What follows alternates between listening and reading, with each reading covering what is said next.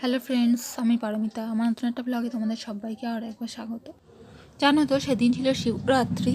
তো মানে আগের দিন পড়েছে, যেহেতু রবিবার আর সোমবার দুদিন শিবরাত্রি ছিল, সেই জন্য আমি ভেবেছিলাম যে সোমবারও যেহেতু দেওয়া যাবে, এবং অনেকেই দেয়, আমরা সবাই অনেকেই দিই, রবিবারও যেমন দিই সোমবারও দিই। যেহেতু দুদিন পড়েছে, আমি তো এরকমই মন স্থির করে রেখেছি যে আজকে দেবো না, কালকে দেবো। কিন্তু এবারে আমি একটা ভুল করে ফেলেছি, যেটা হচ্ছে যে আমি যখন ফোনেতে শুনি, আমি একটু ফোনেতে ভিডিও দেখে শুনেছি যে যেদিনকে পড়েছে সেদিনকে দেওয়ার কথা, না হলে অন্যান্য দিন হবে না।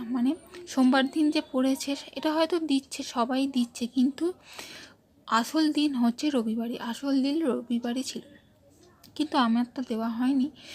কিন্তু আমি এটা ভুল করে ফেলেছি। অন্যান্য সময় আমি প্রত্যেক বছরই মন্দিরে গিয়ে দিই। আমি এই বছর ঠিকই করে রেখেছি, এবছর ঘরে দেব এবং আমি আমার মনের মতো করে দেব, কিন্তু এবারে আমি মন্দিরে যাব না। কিন্তু যেহেতু আমি এটা ভুল করে ফেলেছি, কিন্তু কী করব, ভুলটা তো করে ফেলেছি, ভুলটা তো সংশোধন করা যাবে না।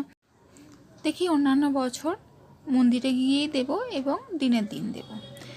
আসলে আমি প্রথমে ঠিকই করে রেখেছিলাম যে যেহেতু দুদিন পড়েছে তাহলে আমি পরের দিনও দিতে পারবো, কিন্তু আমি ফোনেতে যেহেতু শুনেছি, সেই থেকে আমার না মনটা কী করবো, আমি কী করবো না, দেবো কি দেবো না, আদৌ শিবের মাথায় জল ঢালবো কি ঢালবো না, এই সমস্ত আমার মনে চলছিল। যাই হোক, আদৌ সেটা গ্রান্ট হবে কি না, ভগবানের কাছে আমি যেটা দিচ্ছি না দিচ্ছি, যাই হোক আমি তো করেছি। আমার একটু মনটা খচখচি করছিল।